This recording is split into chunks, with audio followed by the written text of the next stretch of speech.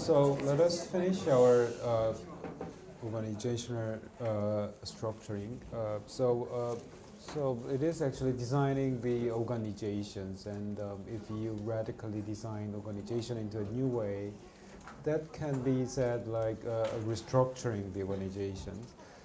So I think this is example of how Samsung announced last year to restructure the whole organization themselves. As you see here, some of the Korean here, so if I may say here, what they said was that they changed the hierarchy of five layers into 4 layers here. So which means that more reduced hierarchy, right? Less layer of the hierarchy, which means what? More thinner layer, less hierarchy, which means that means a lot actually. So the process of decision making is much faster, and also some of the employees have more, say, empowerment, right? So by reducing number of, say a manager, for instance, that means span of control may be enlarged, which means that individual managers' roles much more expanded in terms of decision making, in terms of implementations of strategic action, and so on. So as you see here, the hierarchy level reduced, and also the payment compensation to the employees also changed. So previously, the compensation scheme was like seniority. So depending on how long you spend in the organization, your compensation, salary, bonus were determined. But it is now changed to the to what extent you show your capacity, capability for the organization. So your compensation, salary, depending on your performance of the organization. So which is quite a new system of the company itself, and which can be said part of this restructuring of the organization. And also HR evaluation. So previously a lot kind of levels of, say, comparative evaluation of your performance. But that may be sometimes inflexible to measure individual, say, performance of the organization. So it is still maintained, but at the same time, they may suggest more, say, absolute way of measuring your performance, which means that subjectively your performance can be measured, but at the same time there may be some strict guideline of measuring the employee's performance, which may try to show a more fair way of measuring employees' performance. And previously, employees in Korea and employees in other countries, subsidiaries, tend to use different systems of, say, HR, control and coordination of their HR, but it is now unified into a one way of HR system, which means that the company tried to more, say, consider all subsidiaries, regardless of their location, whether it is in Korea or other countries. They just try to consider them as one companies. So your HR evaluation systems are quite unified. So very often companies keep modifying, introducing new styles of management. So this is from the larger perspective can be said a structuring the organization. I mean, this is particularly focusing on the HR related issue, but the HR related restructuring also part of organizational design. Right? So let us just finish some of the aspects of a vertical aspect of organizational designs. So you have to determine vertically when you design the organizations, like how many the size of span of controllers, right? You have to determine how many numbers of employees should be controlled by the employees, and then you have to define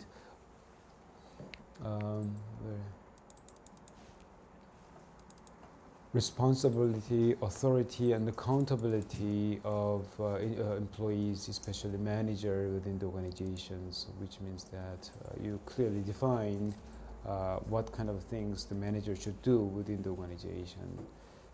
And we also talked about when you design the organization, there are some rules. One of the rules are the unity of command, which means that it's better to have one bosses for each subordinate, which is not really realistic this day, but anyway, initially you better to have like one boss and for each employee, so that employees and subordinates are able to understand to whom they should contact, report upon any kinds of organizational task. And also, some of the important aspects of your organizational design is that you have to decide the scale, the degree of centralization and the degree of formalizations. So degree of centralization is that simply means to what extent you are allowed to have decision-making powers for your subordinate managers. Just consider yourself as a top CEO, and you just cannot decide all about the issues of the firms. So some part of the decision-making should be entitled with some of the mid-level or low-level managers. But what question here is, what should be the to what extent your subordinate managers are able to decide something without really reporting to you. So in that sense, a centralized organization is that a major key decisions always made by mostly the top management, while the decentralization means that unlike centralization, some of the lower or mid-level managers are possibly decide major issues by themselves without really reporting to the tops. So we talked about like which one is better for your organizations. One thing we can say that is that a decentralization organization with decentralization means the company is quite a flat organizations, right? So a lot of startup these days, and like Google's or Apple's, for instance, are quite good example of very decentralized organizations, right? So there, in those companies, employees are actually empowered with lots of, say, decision-making authority, right? So we don't really need to ask to your, say, Steve Jobs or the post-Steve Jobs of the firms about any key decision-making, like investment, marketing practice, HR practice, and so on. While we said that a lot of Korean firms used to adopt centralized organizations, right? So where really the top management control all of the dominant part of the decision makings by themselves. So what you need to understand is what are the pros and cons of centralization and decentralizations. We talked about like team, right? If you visit every companies and you see a lot of, say, companies are running business based on their team. So rather than using department or division, they prefer to use a team. Even like if you visit government bureau, then you can see a lot of team inside the government. So act like they just pretend like they are sports team. So their functions work are done by team-like management system. So when they actually adopt team to do something, that means that they just try to say we are pretty much decentralized organizations. So we know that how teams in sports field actually working, right? Individual team players are actually show their professionalism, right? Without really asking everything about something to their directors or managers. Team players do their play by themselves. Right? Strong initiative by each individual team players. So that's the teams. Decentralization is very popular not only in, say, all kinds of private sector, but even in government sectors. But one thing you have to make sure here is that decentralization is always the key answer to efficient management and organization. A decentralized team-based organization means that individuals, say employees, have much more empowerment, but that can be only successful only when several conditions are met. What are those conditions? Say, team-based decentralized organization can be successful only when some conditions are met. If these conditions are not met, then like merely adopting decentralization doesn't work to your company. What are those conditions, if you think? Yeah. No. In decentralized company, decentralized culture, you don't really need to propose your decision to the tops. If you decide, you can just do it. As far as that decision is really, really key one to the organizations, like money-related, finance-related matters, or say sales or employment-related matters. Of course, you have to get some permission from the top, but otherwise, all other issues, just you can do it by yourself without really reporting to the top. So that's a decentralized or sometimes team-based organizations. So imagine that a company is running based on that team-based and decentralized organization. Looks like fun, right? Looks like flexible, looks like individual employees show their talent, capability, but it doesn't really work if you see a lot of real cases, because some of the conditions are not really met. What are those conditions? So, things decentralization, we just claim like we have to take this one. The corporate culture should be decentralized one. That's actually the very widespread recommendation, popular theme in management. However, not all company can be successful by this one.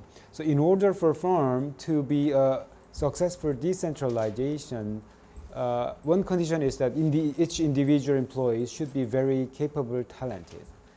Let's say that if individual employees are very incapable or stupid, then it would be even worse if you allow them to decide something by themselves, right? So decentralization can be only successful only when the individual employees, workers are very smart enough, very capable, intelligent, know what the business is. So that's the number one conditions. Otherwise, decentralization even cause a huge chaos to the companies. Does it make sense, right? And the second condition certainly is that individual employees must share same goal and say mission statement of the firm, right? Like Google, for instance, which is one of the very classic decentralized organizations, very successful example. But we can see that people in that organization, certainly like 3M as well, certainly they share the goal of the firms. they agree each other about why firm exists, what's the goal of the firm, why should do the business for, why the firm do the some activity in that field for doing what and so on, right? So, say, of course, the goal of the firms are maximizing profit, returning it to shareholders, stakeholders, and so on. But that's kind of a very fundamental goal and mission statement. But other than that, there are a lot more details of the goal and the mission statement of the firm. Some kind of something that is quite implicit one, right? So that part should be commonly shared and agreed by individual, say, employees. So point is, if individual employees does have a different goals, different objective, then simply decentralized organization doesn't really work. I mean, that is actually some of the fundamental, say, condition of the as a success factor of decentralized organization. So rather than just taking this one, you have to think about, are we really capable of carrying out this decentralized system? Right? Are we really smart and capable enough? Are we really share the organizational goal into one direction altogether? So we have to think about that one. And also, like formalization, on the other hand, you have to also determine the degree of formalization of your firms. Like university is kind of an organization, right? When you propose something, if you have very good ideas about the GIS and about promoting in something, you just cannot propose it to the top management. You have to write it in very formal way, in strictly written guidelines. So without express your very brilliant idea in that very formal written way, then certainly the top management won't accept your ideas. So that's a formalized organization. So like a lot of Korean firms as well, your ideas, discussion cannot be really exchanged, transmitted without expressed in formal document. But some other companies like marketing companies or fashion companies and so on, that brilliant ideas do not really need to be written down in formal way, but still can be exchanged, transmitted, communicatable each other, which means that those kind of a firm in the fashion business, retail business, or say marketing business, the firms are pretty much less formalized. So your decision is, what should be the extent of formalization to you, to your firm, right? If you adopt like very strong, strict formalization, that means that the advantage of this one is that you can really clearly define direction, right? You can clearly define, say, your responsibility in certain scope, right? So everything is pretty much clear. Who is in charge of this? Who should be responsible? But the disadvantage is that the transmitting ideas, suggesting ideas may be quite sometimes delayed, slow, and because of that tough process, you may avoid, right, to propose a very brilliant ideas or suggestions to the upper level. So you have to think about what's the pros and cons about like centralization versus decentralization, or formalization versus informalization to your organizations. Because depending on the degree of this one, your hierarchical, say, vertical hierarchy really does matter to implement the company's say, strategic initiative.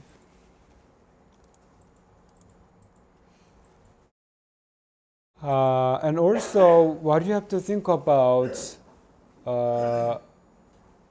in your designing the organization or organizational design, you have to also, importantly, how can you departmentalize your people? Especially if your firms have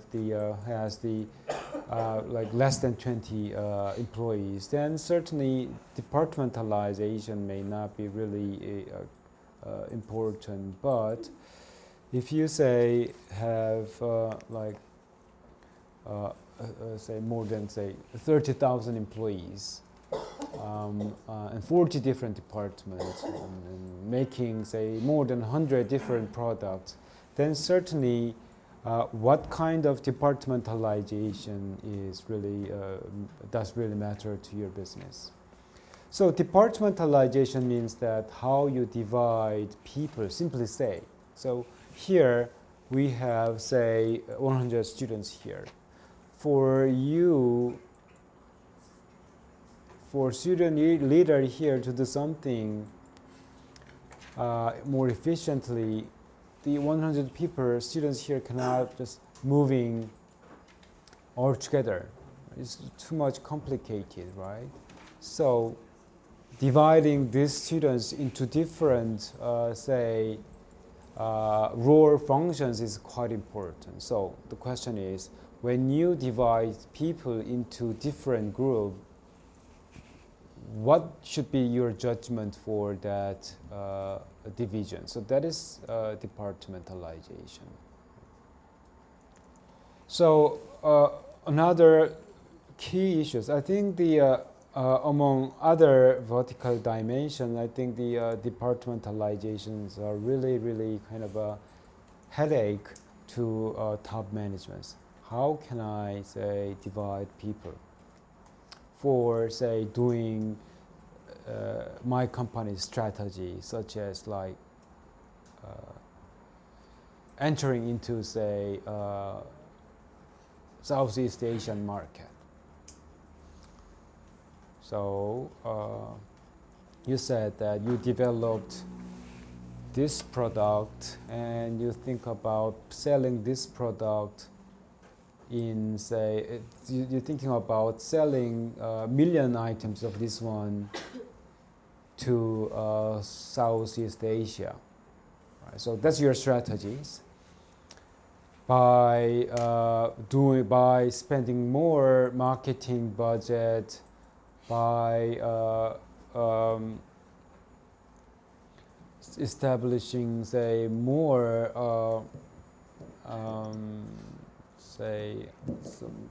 by set up more department and so on in Southeast Asia. So that's your strategy in your mind. So in order to do that, how can you divide your people for realizing selling these items in Southeast Asia?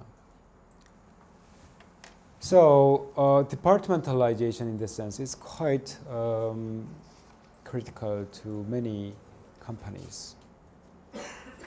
So as we discuss here, like functional department, functional structure or divisional structure, matrix structures. So these are really kind of a way of departmentalization that many global firms have adopted before.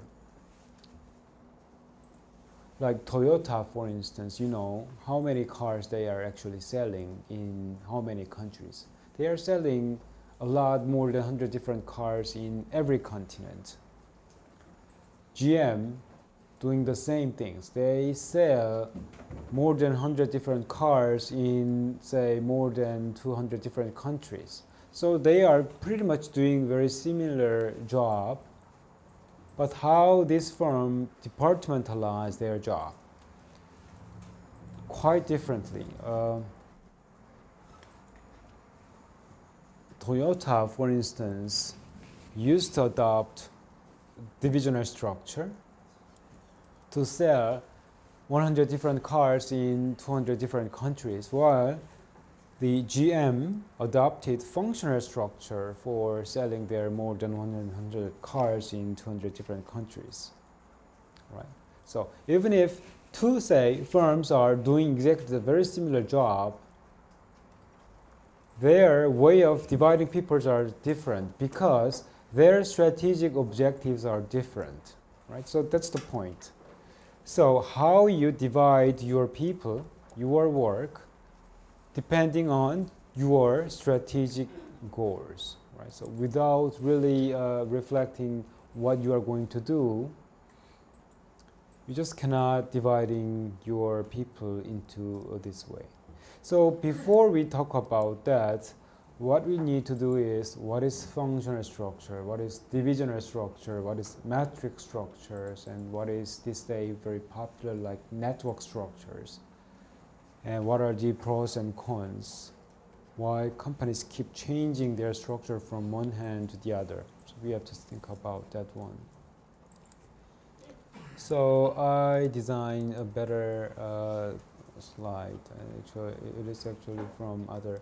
So basically, when company grouping their people to achieve their strategic objective, these are some of the options the company may choose, right?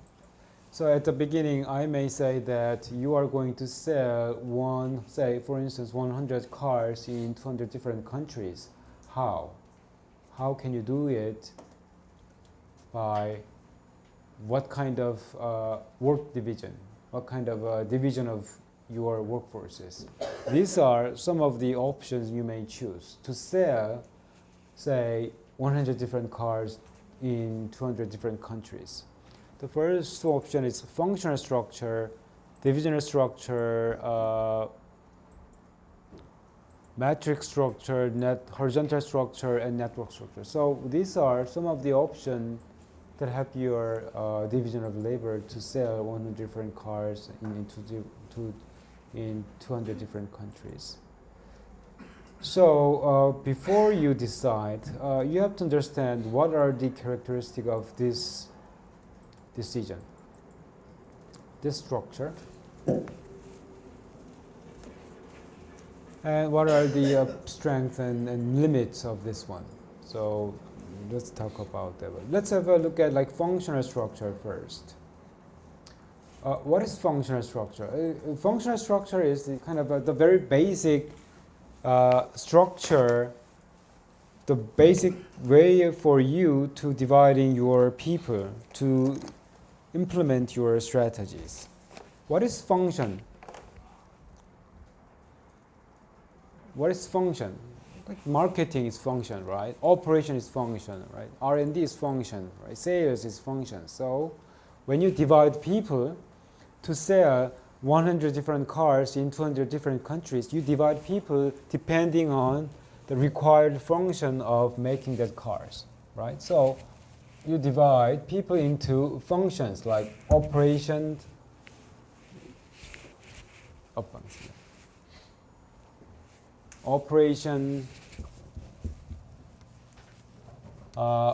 marketing, and sales. If you add up like customer service, and or if you have like purchasing, you have to buy the materials, steels, right, and a lot of components. So you divide your work of making car into 4 functions, and then dividing people into those functions. So that's functional structure. It's the very basic way of your dividing people, which is quite making sense, right? So again, your firm is making 10 different cars in 200 different countries. And this is, and you have, say, 300,000 employees. So that's your company. So you divide them into this way to sell, to do this job, to do this your business. If you adopt this structure, what you call functional structure, what's the advantage? These are the, can you see the letter here? So these are the advantage, right? So you group people into different functions. So say if you are located here, operation, and your job is making cars, right? Making that many cars.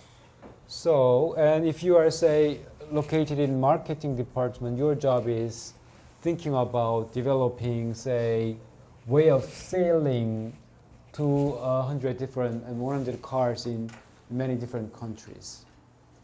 Thank you.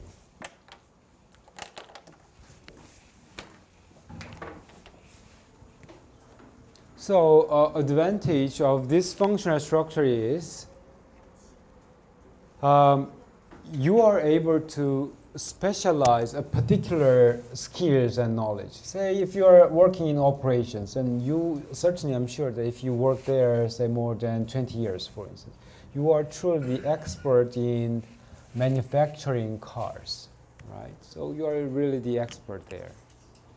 And people in other departments as well. So that is a huge major advantage. And if you are the CEO, the best advantage is that very quick at doing some things, right? Say if you need to say reduce time of making cars, then if you are CEO and if you need to reduce process of car making, then who you should contact? This guy. Right? These are car makers, operating guys. So just order them to reduce process of making cars. Right? You don't really need to talk about that one to other guy. You just contact this department to reducing the process of car making. So everything is clearly divided, pretty much not really overlapping each other, and clearly divided. So very efficient in implementing something. So that's the major advantage here. Since also every activities are specialized for unique, say, car making activity, specialization means economies of scale. Right? If you're really making lots of cars in a specific period of time, some of the first requirements are the function should be specialized. Right? So expert here, and there, just focus on their job and contributing mass productions and economies of scale. So that's the major advantage.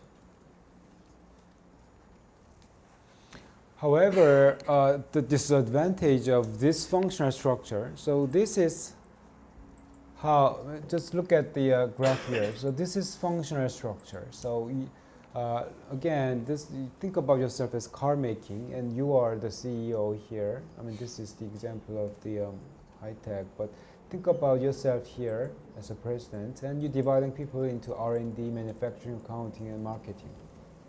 Right? So this is functional structure, the top.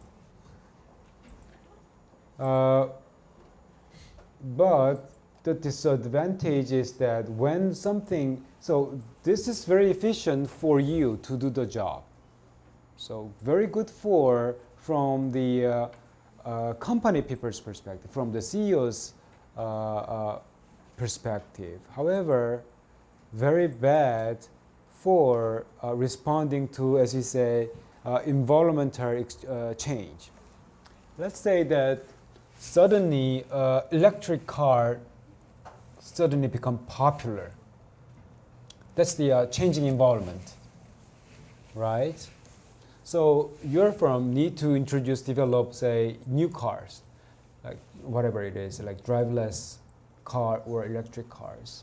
So for making, so to respond to this new market environment, this guy should work on that part. But the problem is that these are so specialized, working on their job only without really, not really need to communicate each other, introducing new cars, responding to new demand from the market is very slow. Right? Kind of say introducing driverless cars, you have to redesign the car, you have to design new engines. Also, you have to target different customers, right? You have to do everything from the beginning, from the bottom, from the start. So for doing that, a lot of, say, interactions are required, especially when you do something new. Something new here means new environmental market change. But this one, huge factory-like kind of scheme system is not really good at that quickly reacting, responding to the that kind of environmental change. The American car companies used to adopt their structure, this kind of functional structure. This one, the top one. So making good car, mass productions at quite competitive price, quite good. But when suddenly the customer demand very customized and different types of car, which requires kind of innovative ideas of the firm, this structure is really, really not good. So that's why companies need to develop another types of structure, what I call divisional structures. So divisional structures are kind of a improved version of functional structure. So as the company size getting bigger and larger, this functional structure is quite not enough to cover that wider scope of the business. So that's why company developed divisional structures. So this is how the divisional structure looks like. You divide, as you see here, work into different divisions. So here the division means a lot. Division means here division can be seen as product, can be seen as customer, or can be seen as geographic area. I simply say Hyundai, say, developing, say, 50 different cars in 200 different countries. Functional structure is quite not enough because we discussed that like operation department, marketing department, R&D department, for instance, if your types of car is one or two, if you only say make Genesis, then certainly this is possible. But if you say make Genesis, Accent, what else? What kind of other car Hyundai make? Sonata, and many different cars. So as you have numbers of the cars increase, then operation guys shoot their job, which is sometimes beyond their capability. One or two cars is okay, but the operation car department cannot really make, say, 50 different cars by themselves. That's too much, right? So that's why divisional structure introduced. Simply say, you developed Sonata. Do we still have Sonata? Yeah. Do they change their name? No. So Sonata. So Sonata division and Genesis division. And what else? What? Avante or Avante division. So they divide depending on their product. So these are their products.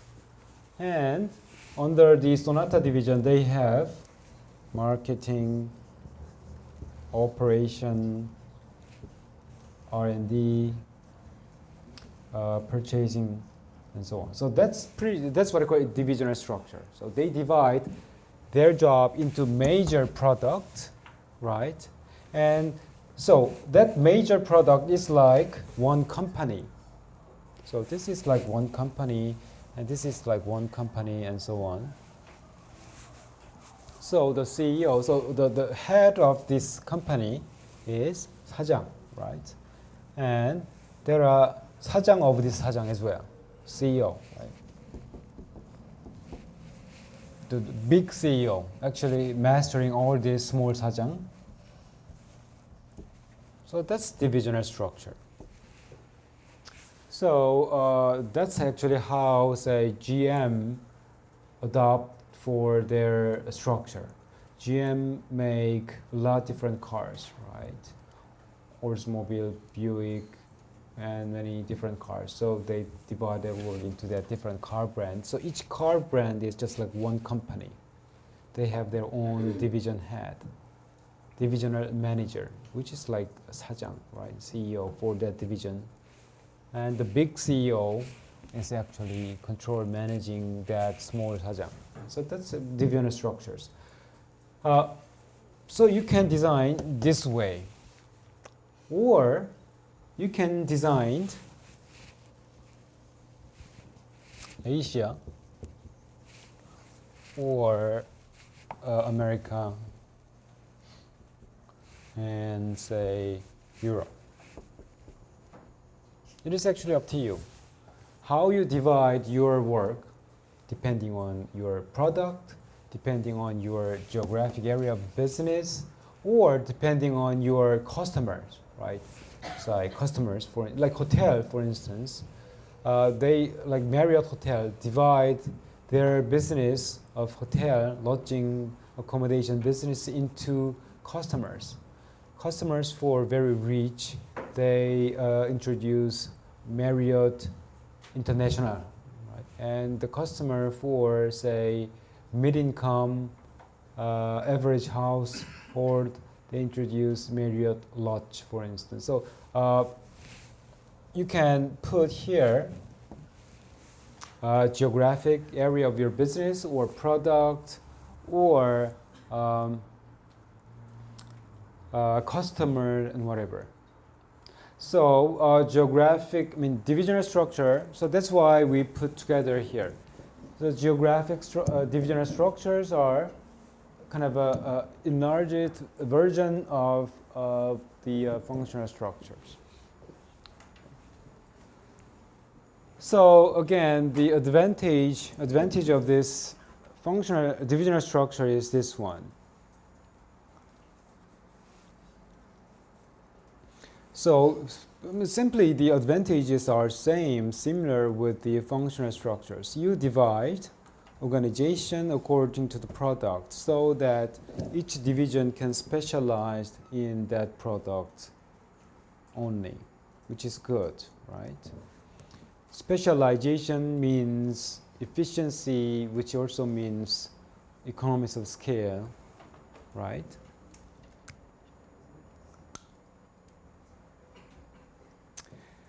And very suitable for fast change. Say you found something new demand in Asian market. You particularly notice that Asian drivers suddenly prefer compact small cars, right? So that's the market change. Then, rather than changing the whole organization, you just ask Asian department to respond that market change, right? So rather than the whole organization responding it, the Asian division may respond to it, right? While suddenly you may find that the American customers suddenly prefer SUV, then America division here specialize in SUV and so on. So compared to the functional division, the functional department structure, these divisional structures are pretty much good at, say,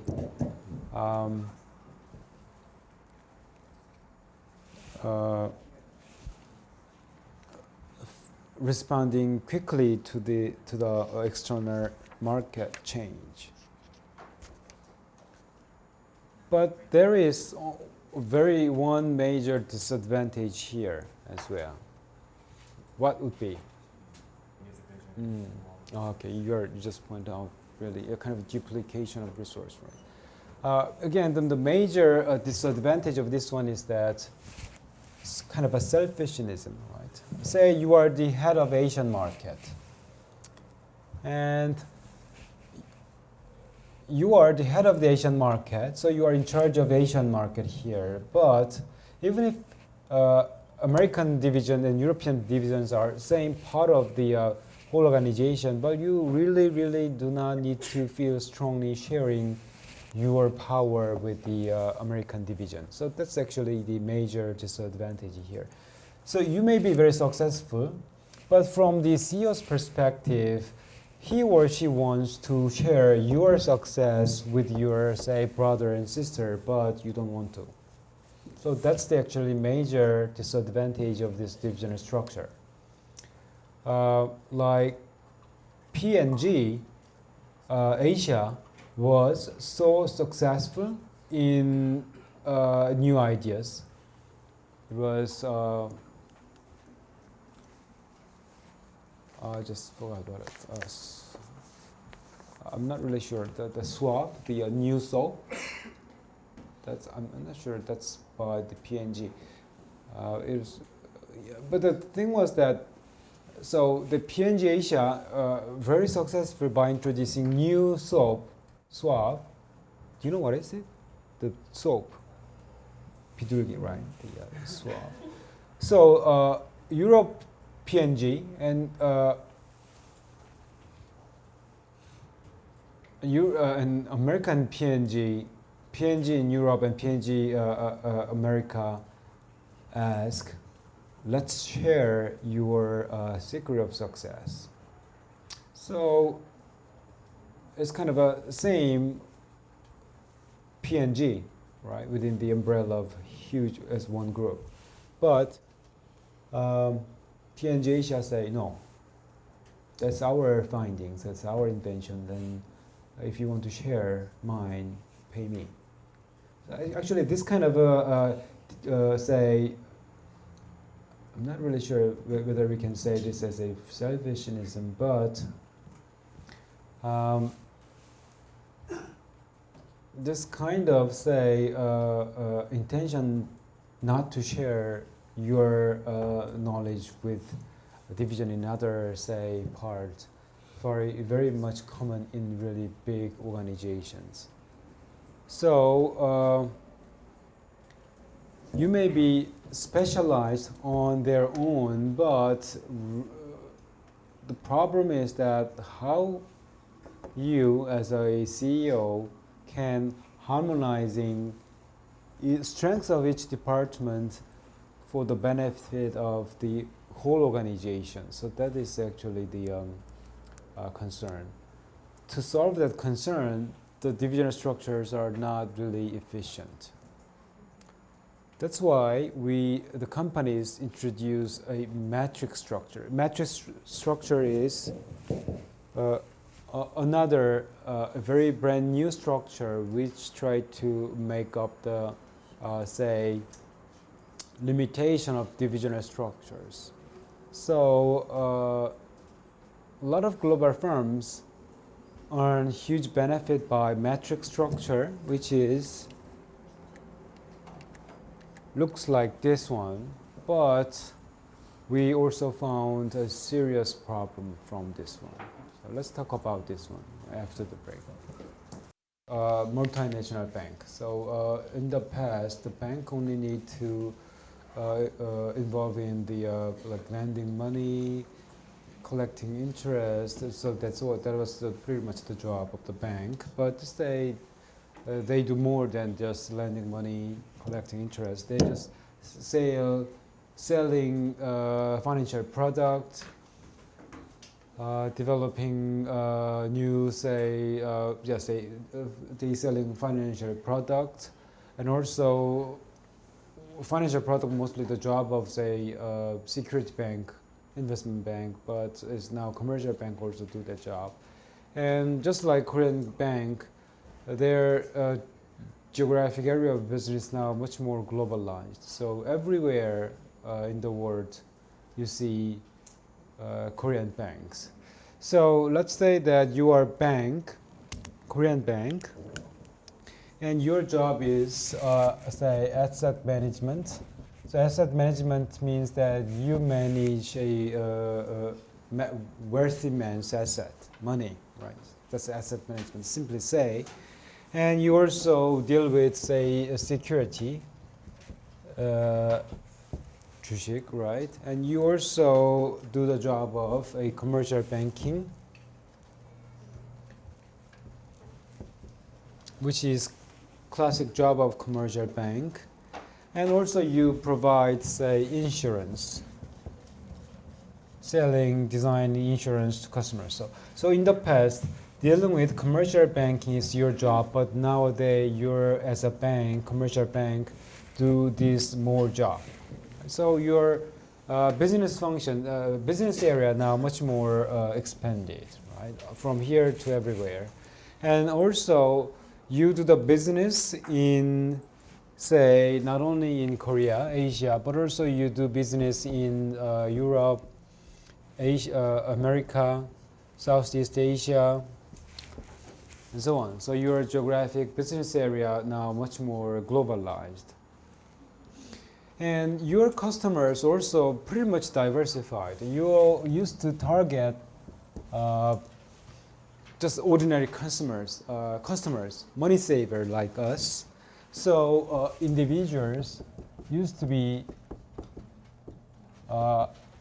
your customers, but customers are much more diversified. So company now become the major customers, and like governments become also start to become your customers, and also pension fund, government runs huge money, right? Pension fund become your major customers.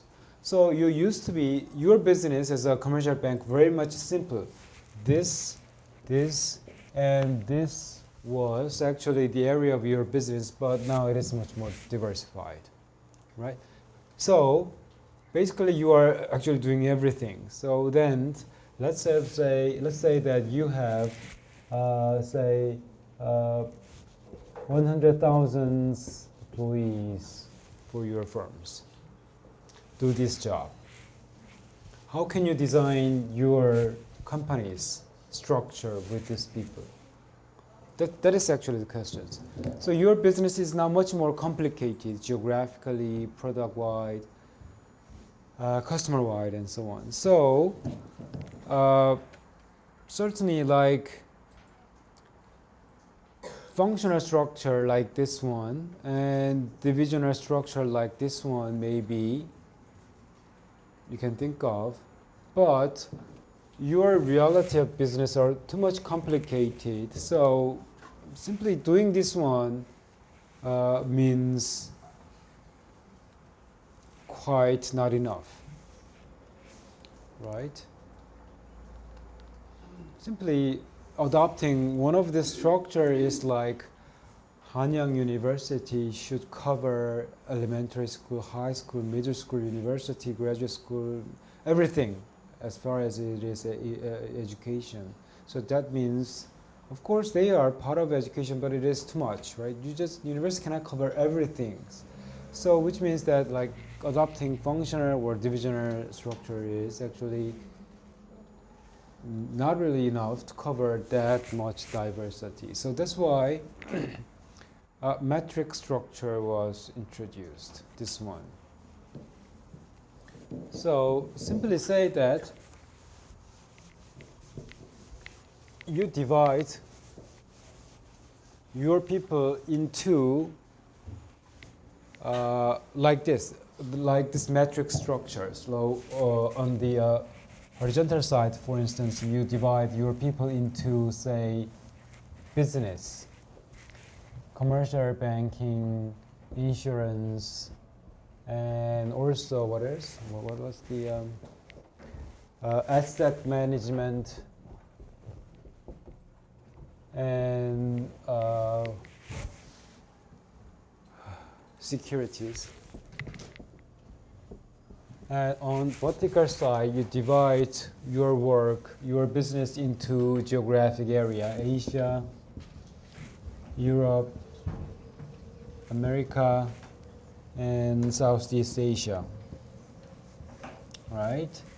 And on the other vertical area, you divide your work into customers: individual customers, company, pension fund, and government. So you divide your function into 4 different groups. So you're grouping the job into 4 different perspectives, right? And locate them into different, say, axes, and you just connect them, right? Like that. So the node here is one department. So that is basically what matrix structure is. So this one is department.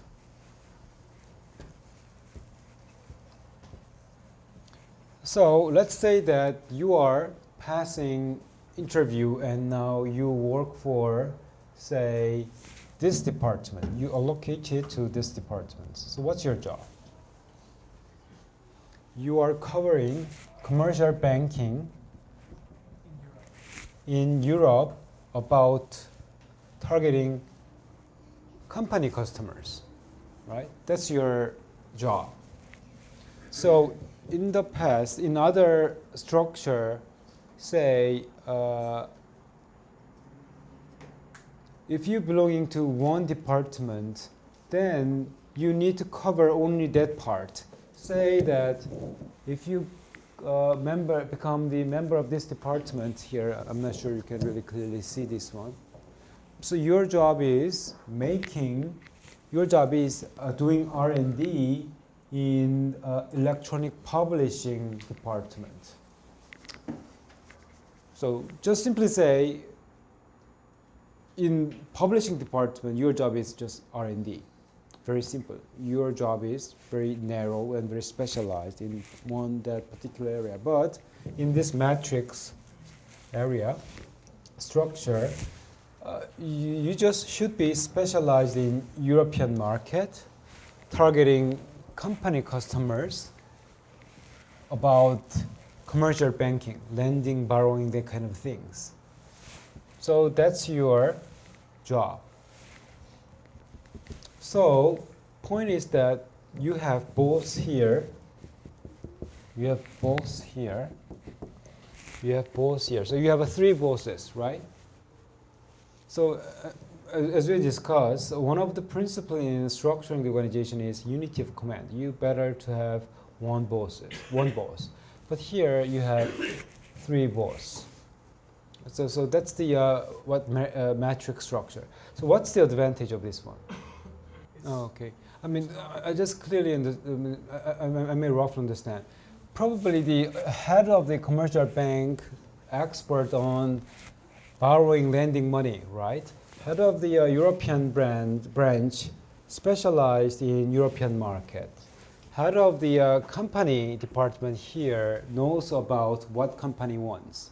So each of these bosses specialize on their own area. So harmonizing is not really possible, but since you are located at the center here, you can coordinate what they want, right? Yeah, so yeah, very good. So anyway, yeah, that's a very good comment. So you can harmonizing their different ideas. Also, you are connected here as one here. So all this belonging to here, right? So they are also effectively communicate each other.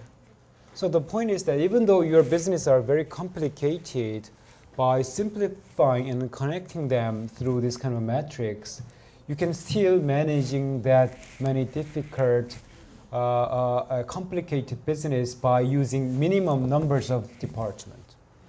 right? If you're just using not this kind of metrics, but using, say, functional department or divisional department, you better have, say, 4 times 4 times 4. Then you have to have 62 different departments if under the functional department or, say, divisional department. But here, you only have, say, what?